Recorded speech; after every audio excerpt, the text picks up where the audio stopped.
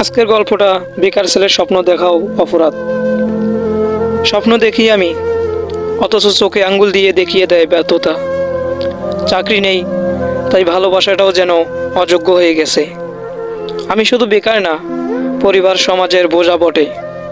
অর্থ নেই, সম্মান নেই, বেঁচে থাকার কারণটাও খুঁজে পাই না অনেক দিন। তোমাদের চোখে আমি অলস, অথচ বাস্তবে আমি ভেঙে পড়া এক যোদ্ধা।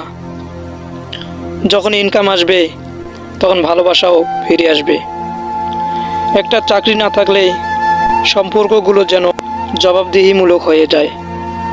আর যাদের চোখে আমি বেকার, কাল তাদের চেহারাতেই লজ্জা দেখব।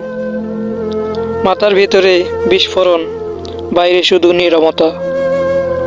বেকার ছেলের জীবনে প্রশ্ন বেশি, উত্তর কম।